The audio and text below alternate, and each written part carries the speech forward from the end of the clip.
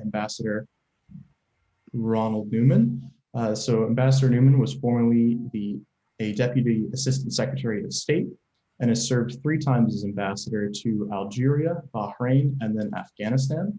Before Afghanistan, Ambassador Neumann was a career member of the Senior Foreign Service and served in Baghdad with the Coalition Provisional Authority, and then as the embassy's Baghdad's liaison with multinational command. Sorry, that's a mouthful there.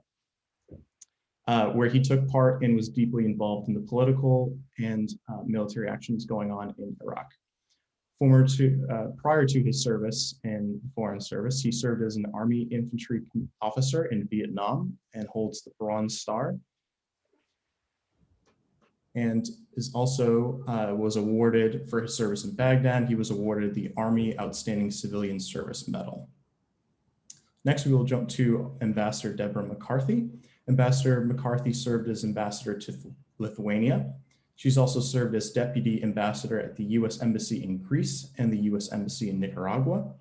In Washington, she served as the Principal Deputy Assistant Secretary of State for Economic and Business Affairs, Deputy Assistant Secretary for Narcotics and Law Enforcement, and Senior Advisor for Counterterrorism and Special Coordinator for Venezuela.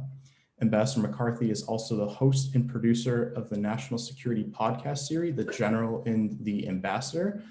So we'll quickly plug that in there as well because it is very pertinent to our topic today. And then we will go to Ambassador James Jeffrey. Ambassador Jeffrey has had tours as U.S. envoy in Iraq and Turkey. He was a visiting fellow at the Washington Institute, where he focused on U.S. strategies to counter Iran's efforts to expand influence in borders in the Middle East. He was also the assistant to the president and deputy national security advisor in the George W. Bush administration, with a special focus on Iran. At the State Department, he served as principal deputy assistant secretary for the Bureau of Near East Asian Affairs, and furthermore was the secretary special representative for Syria engagement and the special envoy to the Global Coalition to Defeat ISIS. Ambassador Jeffrey is also a former infantry officer in the U.S. Army and served both in Germany and Vietnam. And last but certainly not least is Ambassador Katherine Canavan, who has served as the civilian deputy and foreign policy advisor to Admiral James G. Stardivus, the commander of the United States European Command in Stuttgart, Germany. Prior to that, Ambassador Canavan served as the United States ambassador to Botswana, the director of Foreign Service Institute, and ambassador to the Kingdom of Lesotho. Ambassador Canavan also attended the National War College and is married to retired Army Lieutenant General Mike Canavan. So without further ado, I will turn it over to Ambassador Neumann, who will now lead us in our discussion. Joshua, thank you very much. And thank you all for attending. It looks like mostly in the student world, which is exactly where we've pitched the talk. So that should be good. Joshua's already introduced everybody, but I just want to underline the credentials here that the panelists have in this discussion. Ambassador McCarthy, particularly in her service in Lithuania, was particularly involved in the NATO issues of, do you have a Russian threat? How much? What has to happen?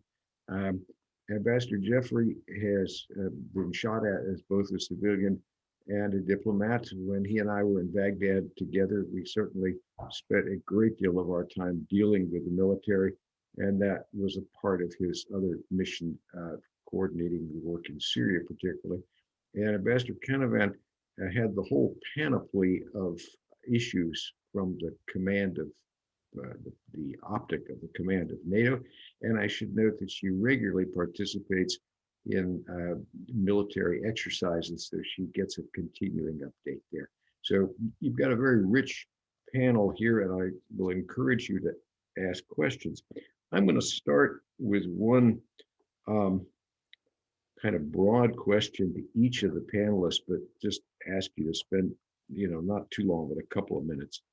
And that is to talk about, what do you see as the main pluses and the main minuses or hindrances or difficulties, that we want to look at it, in civil military relations. And as you think about that answer, you might divide it a little bit between what are problems of the field and what are problems of Washington coordination. These are, as you all have lived it, somewhat different experiences. I'm just going to reverse the order to start with, and we'll just keep flipping back and forth. Kate, Ambassador Canavan, please pick up. But do unmute. Still can't hear you. Sorry, I muted myself. These are very important issues, certainly overseas and in bilateral relations with many countries. Our civilian military relationship is extremely important. When I was at the European Command, so many of the former Soviet republics and Eastern European countries were keenly interested in working with our military to develop the skills they needed for interoperability between NATO forces and their own. They, of course, grew up in the Warsaw Pact and did things the Soviet way. They wanted to learn, very much to learn, how NATO and particularly the United States conducted military operations. They were very interested in working together on training and equipping their militaries so that they could be effective new members of NATO or perhaps NATO wannabe countries. But they were very keen. So a lot of our important bilateral relationships evolved around working with the US military. Fortunately, Admiral Stavridis had previously been commander of Southcom and was very used to working with our embassies and with our diplomats on promoting better understanding between our countries through the military. And he was very keen to continue that at the European Command. He wore two hats. He was also Supreme Allied Commander to NATO. And although the staffs were separate, and when he was wearing his NATO hat, he really was, in a way, not an American military person, but representing all of NATO. Whereas when he was wearing his European Command hat, he was very much representing the United States and the United States military. But again, the bilateral relationship with many of these countries had a large military component. So I think that was where we were able to work together in a lot of positive ways. And certainly my previous experience, both as having been an ambassador and having worked a lot with the military, was very helpful for that. So that was positive. I'll stop there. Jim, you've seen this both from the Washington level and from the field level, involving really close coordination or hopefully close coordination with active military operations. So your views on where are the frictions, what works, what doesn't? Yeah, there's frictions at all levels. But before I get into it, thanks for the kind words, Ron. And our motto in Baghdad is, gee, if you want to get shot at or blown up in a restaurant, hang around Ron Neumann. Anyway, Yeah. I'm going to take, because this can be tackled many ways, but I'm going to tackle it a way that has really impacted me and another one of our colleagues, Brian Crocker, recently. Part of the core problem, once you cut aside all the bureaucratic differences and cultural changes and differences and such, is that we run two foreign policies in the United States and have been doing this ever since the end of the Cold War. One is the real foreign policy, which is essentially an extension of that Cold War policy since the 1940s, which is to run a global collective security system with all kinds of add-ons in the diplomatic, economic, monetary, cultural, and values realms. And the key element of the US government that does that is the military, in part because the center is security, in part because it's so huge, it's got so much money, it has so much lead times. It takes this day job, if you will, very seriously. Now, much of the State Department at the working levels, and here, as Ron said, I would single out embassies, they're in on the game too. They spend most of their time on the day job. Treasury and its international affairs very seriously on the periphery, but very importantly, the Federal Reserve, a couple of other agencies. The other foreign policy is what I call either the political foreign policy or truly fantasy island foreign policy. That's the foreign policy of our political leadership, of the parties, of the to some degree, the media, the think tanks, pundits like me, and everybody else who approach foreign policy from a very different point of view. And the friction comes in when presidents and their teams try to implement the fantasy island foreign policy, at least on the margins, and they bump into the real foreign policy. And the military is the main one that gets caught in the middle. The fantasy island foreign policy, it ranges from variants of the whole world is bad because America is evil or militaristic or imperialistic, that's the left side, to the whole world is bad because America doesn't, this is Rumsfeld and Dick Cheney, America doesn't exert its overwhelming power in the way the Romans did, and then to various others, George Bush, Madeleine Albright variants of we need to reform and fix the world and make it look like us, or at least Denmark. None of these fantasy foreign policies really work. They are transformational, almost transcendental, because that's what sells in politics. That's what politicians like to do. It tends to have a Judeo-Christian, there is an end point, the end of history, the final judgment, and it will judge us well, all will be good, we will have created the new era and such. This stuff drives the military and the rest of us, but the military is the one we're talking about, and they're the key player, crazy, because it gets in the way of running the very hard, mundane, day in, day out job of running this collective security system. So the military is constantly resisting these neat ideas from the civilian side.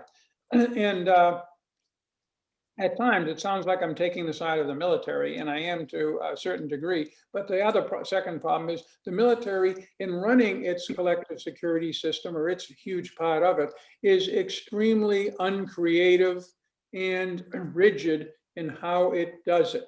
And it is very hard to get it to yield a little bit because it's the nose of the camel. They will find themselves being dragged off in 1,000 different directions by, secretaries of state if they're not careful. The famous exchange between Madeleine Albright and Colin Powell sums it all up when Powell was unwilling to do this little intervention, that little intervention. And Albright said, well, why do you have that splendid instrument if we can't use it? This basic friction is a dynamic that feeds through the entire system. And I just saw it in my last 2 years back in government. It is alive and well, regardless of which president. They all have transformational, transcendental dreams. The staffs around them will try to implement them, and they run into reality. Typically, the reality is wearing a uniform. Stop there. Great. Deborah, you, I'm sure, have plenty of issues in Lithuania, more broadly. So let me let you have a crack at this too. Well, I was going to start by explaining we have an overall national security strategy under which all the departments are supposed to work. And under each of the now 3 major interests of the United States overseas, each has a role to play. But certain things arise, which is there's been mission creep over the last 20 years. And the military being endowed with a lot more money, a lot more presence in Congress, a lot more people that can run around Washington, has engaged in activities that traditionally have been diplomatic. Now, there's been pushback by the Department of State, sometimes more vigorously than others.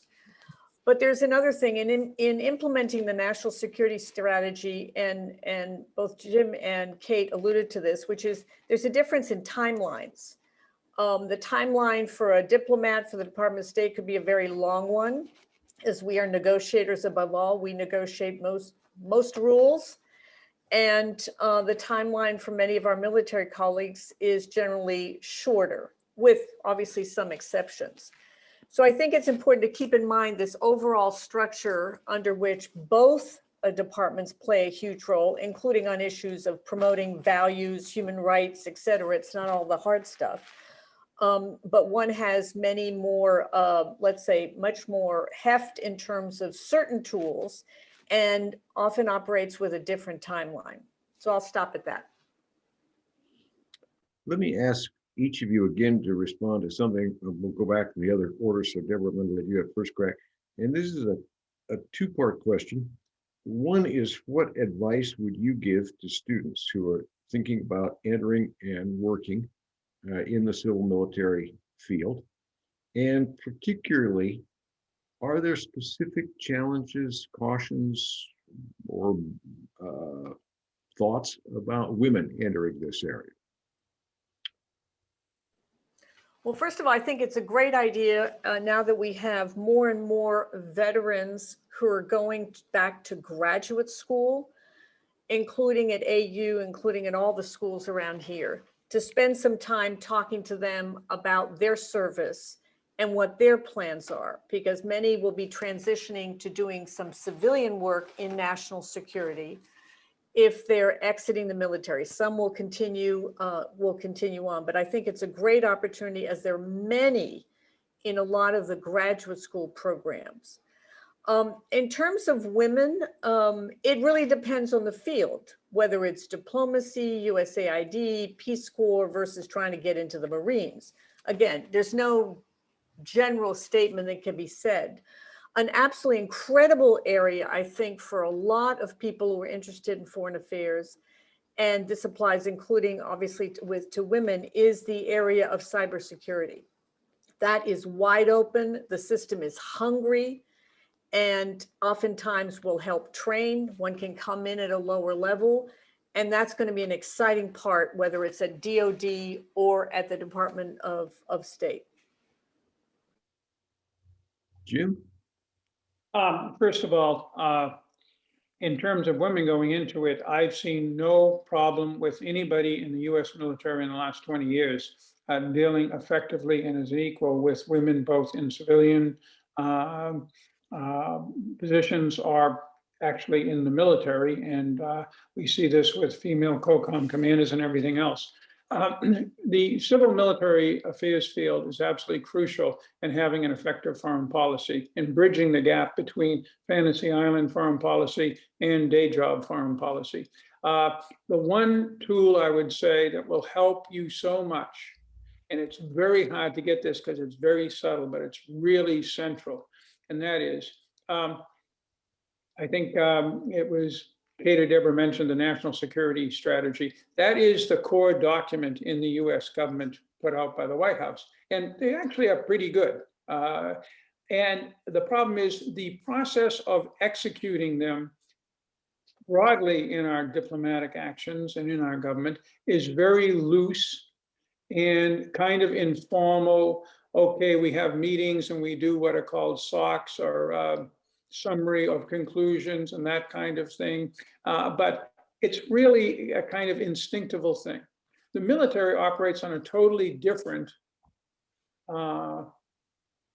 very formal, driven by budget, driven by relations with Congress, driven by time, all of these things you've heard before, system.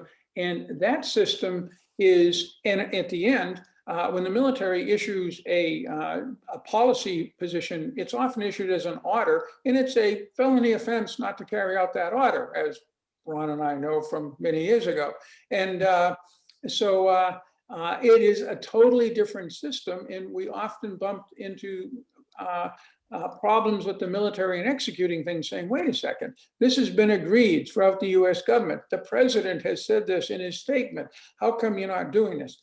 The chairman hasn't decided, or we haven't received an order from the SecDef down to UCOM or down to what used to be PACOM or something like that. So therefore we can't move. And it is understanding this formal system and then how to work it, because you can work it. You can get them to do things.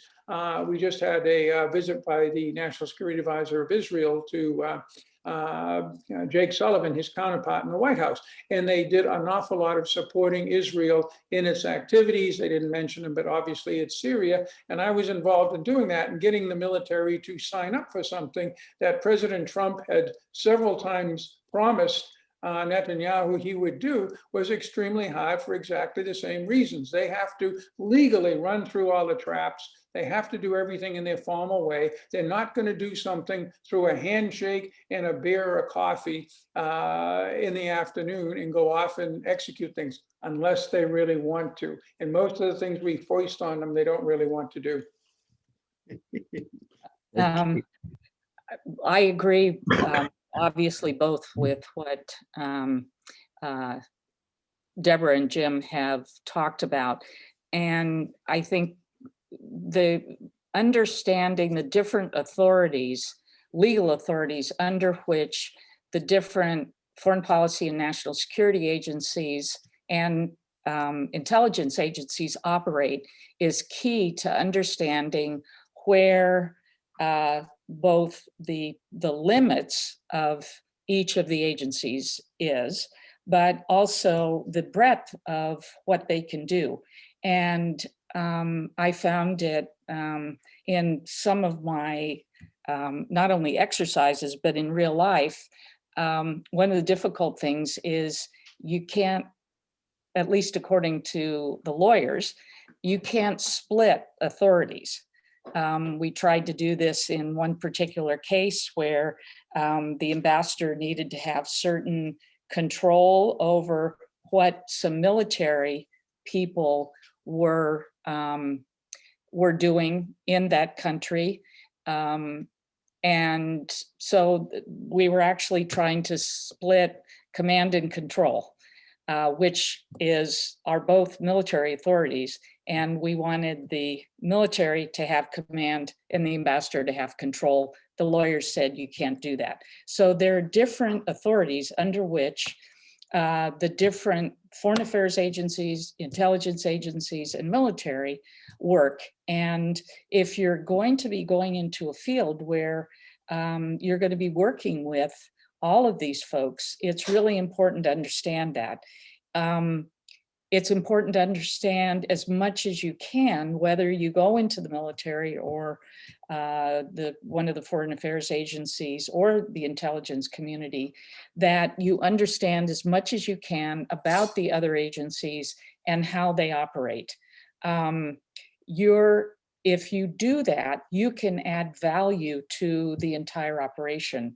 And so you end up with a whole that is more than the individual parts, which is important. You will also be appreciated if you add value. And I think it's also important to show respect for others' agencies' roles. It's too easy to say, well, what we do is the most important thing, and those people over there are not as important, or they should always listen to what we want to do, because that's not necessarily going to get you the best overall result. So my experiences both in the Foreign Service and since I've retired and especially working at the European Command, where I needed to add value as the civilian deputy, but also as the foreign policy advisor, and respecting how the military did their business made them listen to me more about how we needed to do our business. And that was very helpful. Okay, thank you. This business of authorities is interesting because in Vietnam, we had State Department aid people who ran provincial teams that had military under them, who ultimately were under the area commander's jurisdiction. I've never been quite sure if there is some specific legislation that has changed our ability to do that, or whether the lawyers have simply seized full control of our understanding of policy. But in any event, it's exactly as you said now. I wanted just to note, as we go on, a couple of points. One point about culture. There really are cultural differences. And it goes to Kate's point about, finger pointing, we do it the right way, they do it the wrong way. Really oversimplifying kind of grossly. But the military teaches people to see a problem, define a solution, solve it, and move on to the next thing.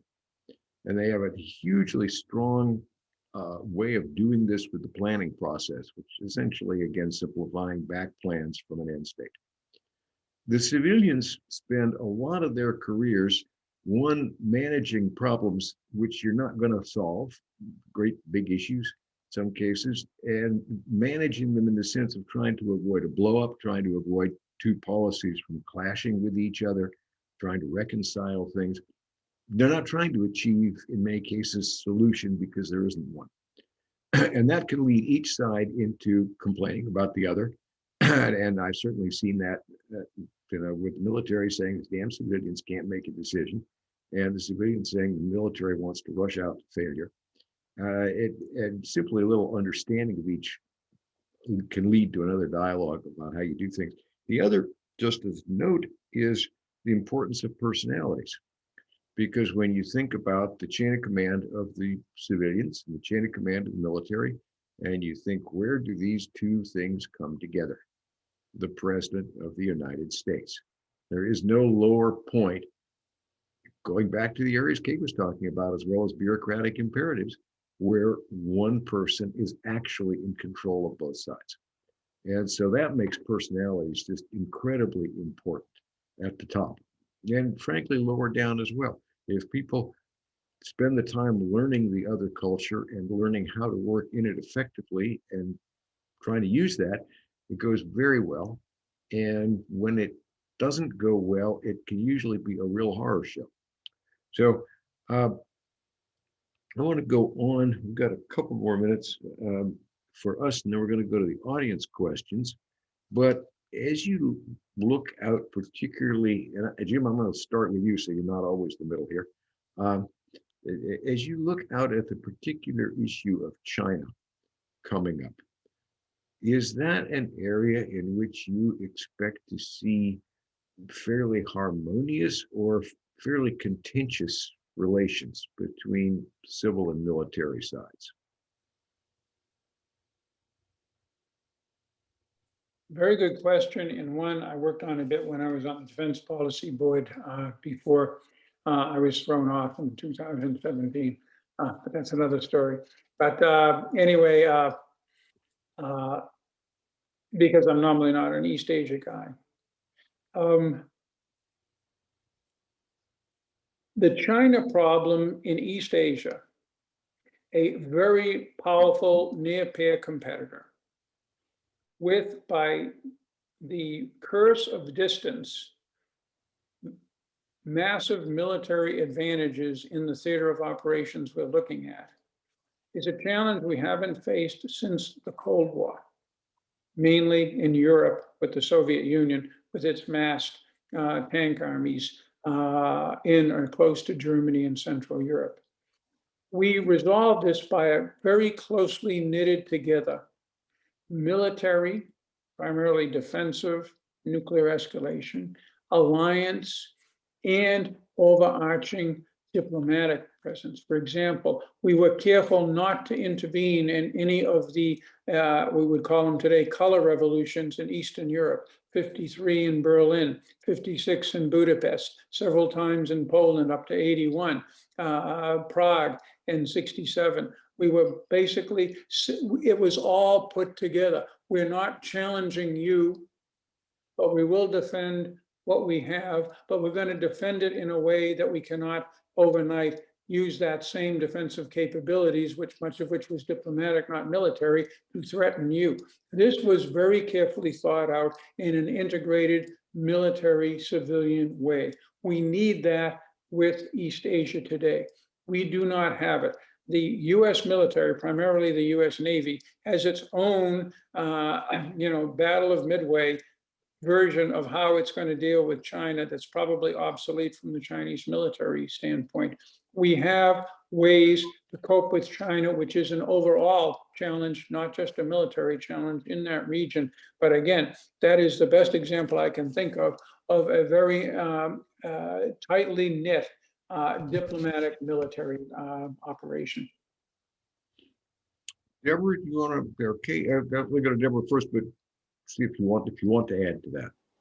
Sure. I think it's important to keep in mind that there is a structure for engaging with China that's still there on paper, and we'll see whether the Biden administration resuscitates it, to have economic dialogues, political dialogues, and touching on some security issues. What was missing in it was a true mill-to-mill discussion, and that's nascent and is beginning to be built. But as Jim said, it's still sort of piecemeal with, the Navy having one plan and others having another plan. So the Biden administration has the challenge of pulling this together into a coherent whole, and then in particular, engaging others such as the European Union so that we work together in concert with them. So I would say that on the sort of the defense side, the structure and the way of engaging or dealing with China, engaging and dealing with China, is probably going to be fleshed out under this administration as it's a critical part. Okay. One of the things that's interesting about how China's evolving now is having to do with its relationship with Taiwan and our relationship with Taiwan. It was resolved a number of years ago when we agreed to formally recognize one China. And while we have a mission which is identical to an embassy in Taipei, officially, we don't recognize it as an independent country.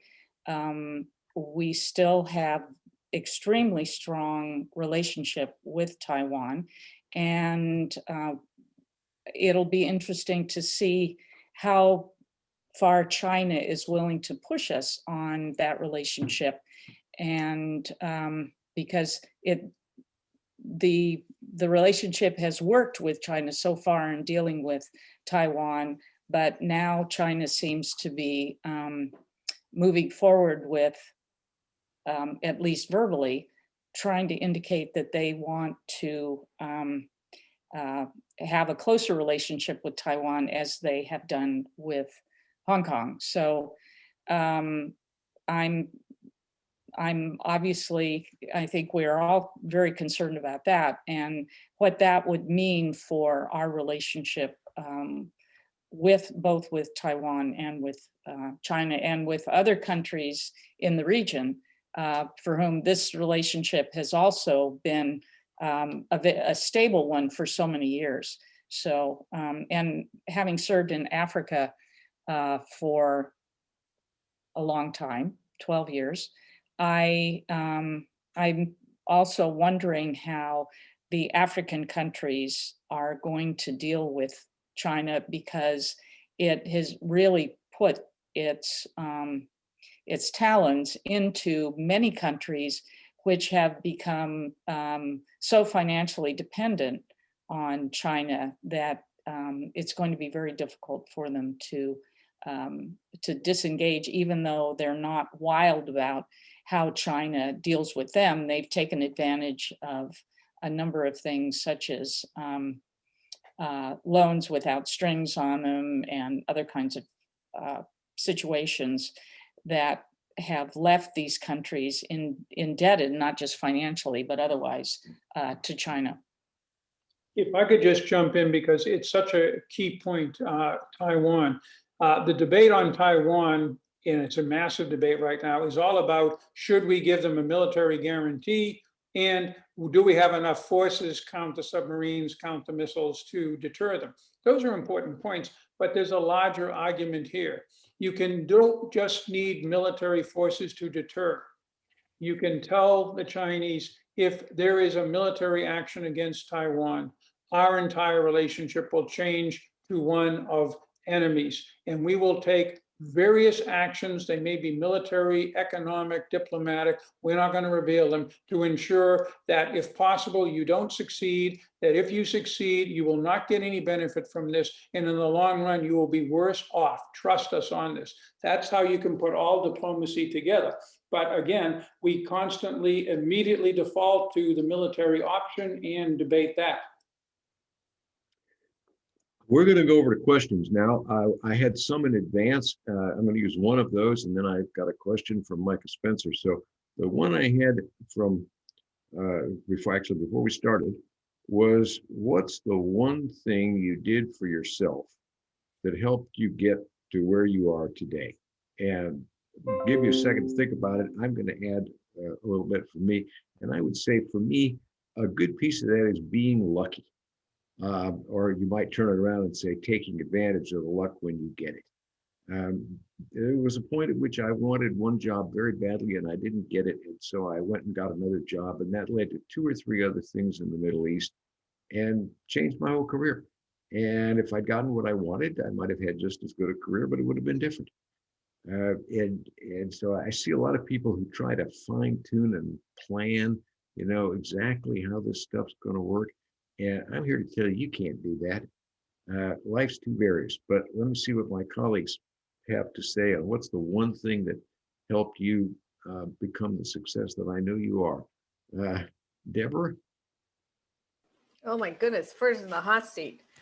Well, I would say it's not one thing, it's 2 things. One is working in the system and rising the ladder with some very trusted colleagues who are there with you through thick and thin. I'm not talking about mentors and sponsors, but your buddies in the system. That is essential. And the second thing is having what I call a grounded, steady rudder, which usually comes from outside a system. It's your family, it's your faith, it's your beliefs, and that steady rudder is what keeps you going through thick and thin. And you need to cultivate that rudder and not lose it in an attempt to climb the ladder. Good advice. Kate, you want to pick up next? I agree with you, Ron, that luck, being in the right place at the right time, timing is essential. I also had a job I was really interested in that the timing was wrong. I did something else and it changed my the direction of my career. The War College changed the direction of my career. But taking advantage of opportunities that come up that may not immediately seem to be in your overall plan. As you say, if you try to plan too far in advance, things may not work out. So taking advantage of opportunities that do come up is key. And the other thing is, in addition to having great peers and people you work with, develop mentors. There are a lot of formal mentoring programs out there, but my own experience is cultivating mentors myself, not thinking of them in that way, but looking at officers who were a little bit ahead of me in my career, going to them, asking for advice was huge. And that made a big difference in my career. Jim?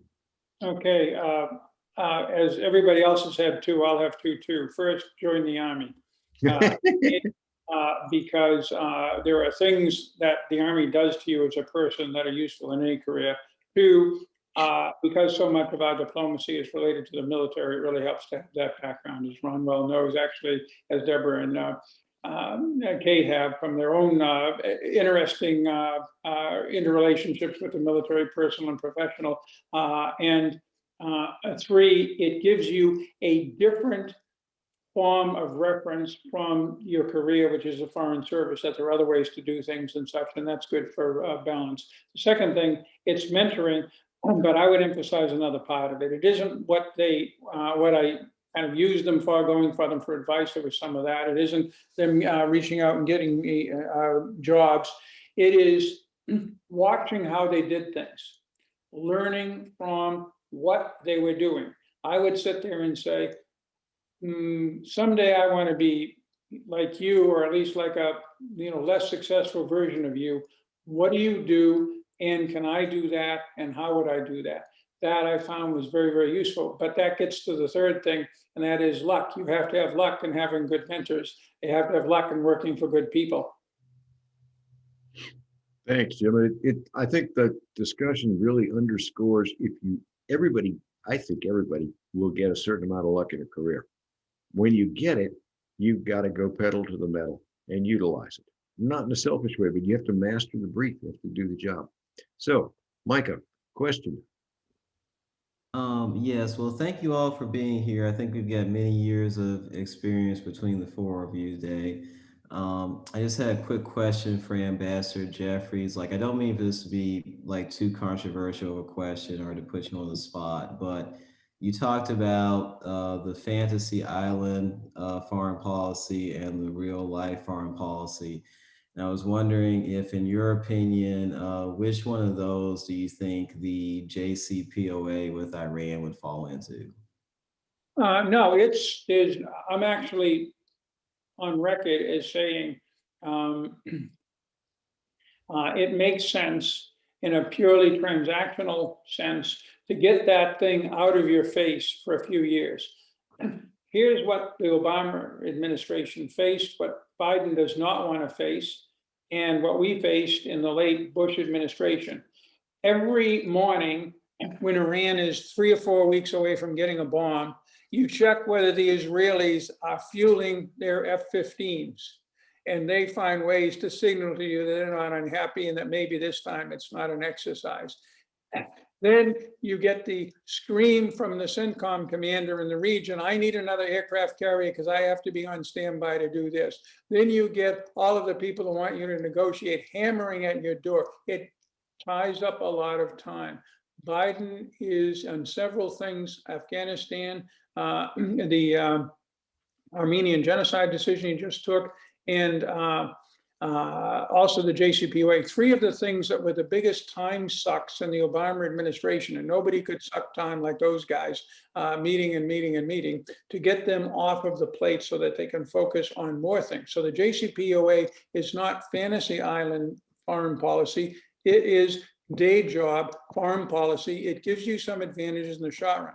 The fantasy island part of it is believing that if you sign an agreement with we don't sign it, but if you come to an agreement with the Iranians on the nuclear count, you have now brought them back into the international community. You've done Nixon to China. You have transcended, Iran's 5,000 years of efforts to try to be the regional superpower in the Middle East. And they're now our friends. They just want to be like Southern California. That's the fantasy island part of it. And that was much in evidence in the Obama administration.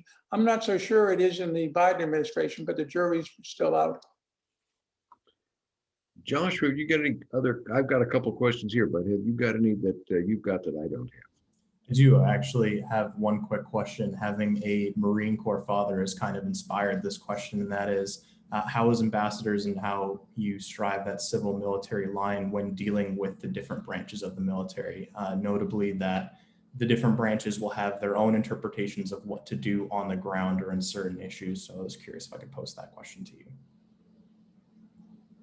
Interesting question. Jim? No, we deal with, particularly both in Washington, but in the field, we deal very strongly with the combatant commander, who is, by the nature of the job and law and everything else, purple. That is, he or she is, commanding a multi-service operation, and everybody thinks more or less purple.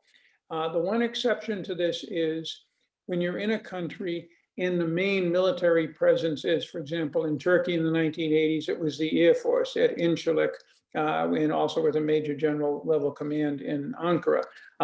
In Iraq, it was the US Army was the predominant element in both of my tours. Then you do get a little bit of the individual services worldview that creeps into what should be a joint approach to you. But you work it out. We haven't talked much about that, but embassies are where everything actually works well. They are the model for military civilian cooperation, in part because unlike the rest of the non-military foreign policy world, ambassadors really have authorities. They have all kinds of incredible powers, from covert operations to who comes into their country. The military respects that. They understand it. It sort of looks like a ship on land, an embassy, and they deal with it very well, and we deal with them well. That is the shining, perhaps, exception to the problems we have in political military affairs. Yeah, I would think sometimes, see whether Deborah and Kate agree, but I think the service differences show up much more between the services in their internal deliberations than they do in working with us. For instance, when we went big in Afghanistan, the whole reason we split off an extra area of the country in the Southwest and made a command region was because the Marines wanted their own war. They didn't want to play under the Army. We could have made the Marines the commander of what had been then the South region or the West region, but we didn't do it. But that didn't really affect our dealings with the Marines. There were issues, but that it wasn't a service issue. Kate? I agree. I think there are each service has kind of its own view of the world and its own view of the other services. The Navy thinks it's operating jointly because there are Marines on their ships. And again, the Marines initially did not want to be part of the Special Operations Command. They declined to participate when it was created. And they are now, certainly after Iraq and Afghanistan, they realized that they needed to participate in a more joint way. Some of the services are more friendly to women than others. Each service has its pecking order, as does the Foreign Service, of sort of specialties that seem to be more prestigious. It's interesting to observe all of this. When I was at the National War College, I should have written a paper analyzing my military colleagues as to their various leadership skills and who seemed among my classmates to have the best leadership skills. And that turned out to be the Marines and the Army infantry folks. The others had different perspectives, not that they were poor leaders, but they didn't have the same kinds of experience and the same ability to interact with different levels of folks. But yeah, it's something you can observe from the outside.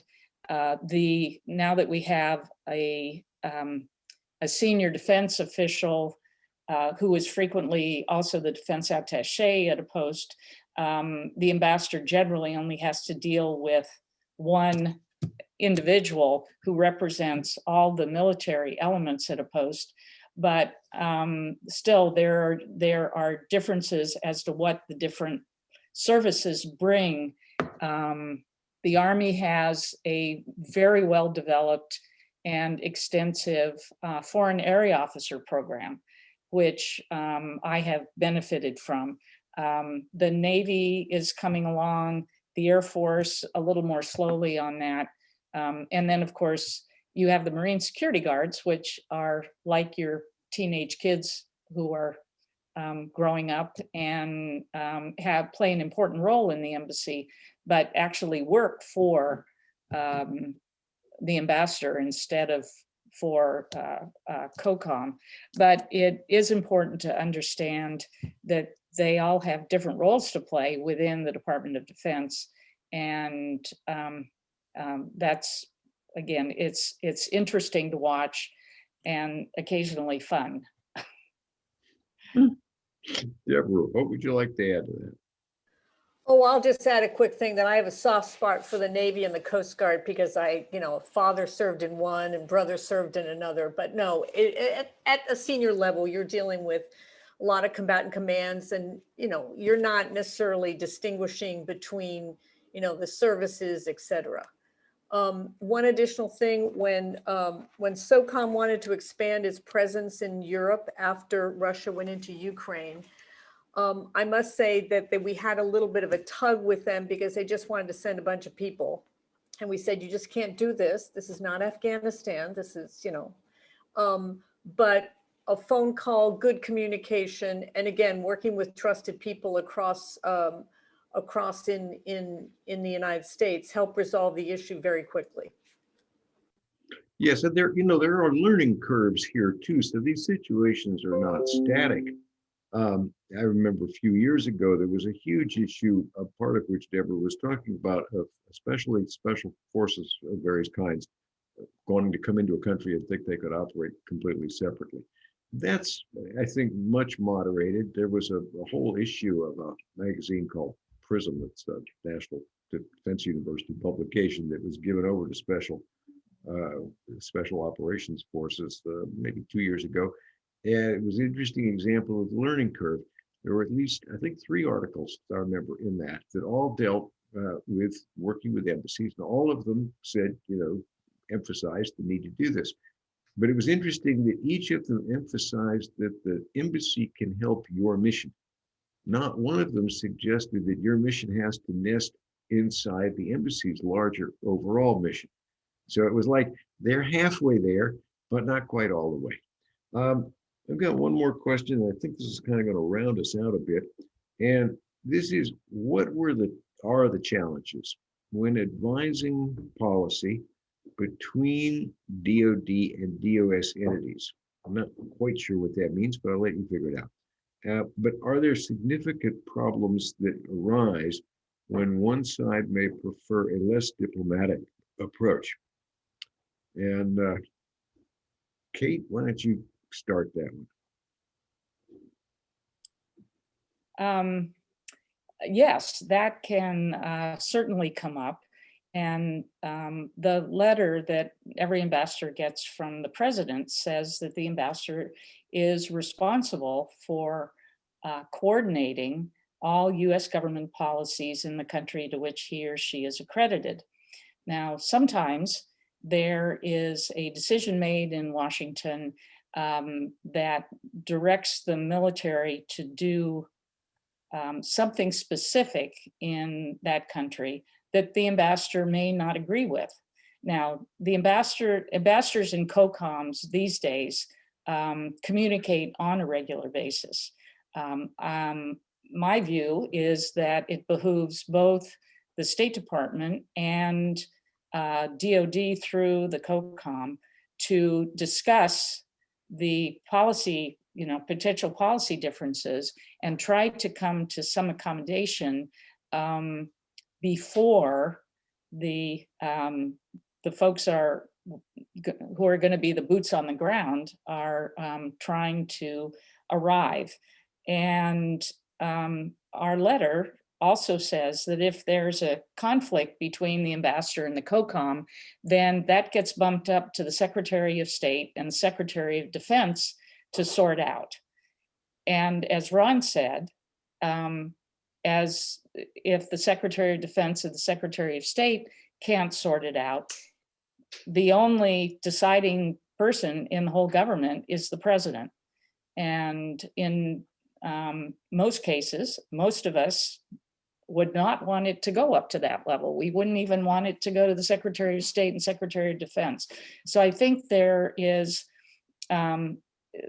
there's an imperative on both sides for folks to try to work it out. A lot of the things the military does, they do they have programs that are regional, and diplomacy is inherently bilateral. So it's in a way up to the State Department to help the ambassadors in those countries in that region understand about the military the program that the military would like to, or the mission they would like to do in the region, and bring all the ambassadors together to get them to agree so that potential conflicts are dealt with at the outset, and not waiting until somebody wants country clearance to show up in the country to which you're accredited and you say, no, hell no. So anyway, that's how we tried to deal with those things. I'm going to go over to Deborah in a minute, but you know, Jim and I think others have mentioned the fact that ambassadors have a lot of authority. And that's really true in your country of assignment. I mean, I would say in my 3 assignments, there were many times when I wanted something affirmative that I didn't get. I don't believe I was ever overruled when I said no to something. Sometimes I was persuaded, but I wasn't overruled. Now, that's not 100%. There was certainly a case in Pakistan when the ambassador was very much opposed to certain drone strikes and was overruled, and I went ahead anyway. So it isn't 100%er, but the ambassador really does have, you don't wave it around, you're not using this big stick all the time, but you do have a good deal of authority, and particularly if you're opposed to something. Deborah. I was actually going to jump in and comment because I have a hard departure at 1 about the letter regarding the French letter recently signed by the generals. Okay. There's a question in the chat. Go ahead. Yeah, I was going to jump in on that. Having grown up in France, this is quite serious, but you have to look at who signed the letter. There's a lot of gadflies in the letter. It's and the President Macron is coming down hard on them. So I see it less as, you know, a revolt of the generals than more of a political move supported by numbers. But they will crack down hard. The last time they've had such dissension was during the Algerian War, and they learned some lessons from that. So I'm sure in the literature that comes out and the articles, they'll make some references as to how they dealt with a slightly similar issue during the Algerian War. Well, you don't see them parking trucks on the airport to prevent the Legion and the paratroopers from dropping in to overturn the government this time. Correct. Jim, you get the, Deborah, I know you've got to sign off. Go right ahead. And Jim, you get the last word here. Ron would call up the legend of the storied Premier Regiment Étranger Parachutiste, and je ne regrette rien. But anyway, that's from 60 years ago. Okay, getting back to the other question. First of all, a minor correction, but I understand why people make this mistake. Diplomacy is the management of all elements of national power in dealing with external actors.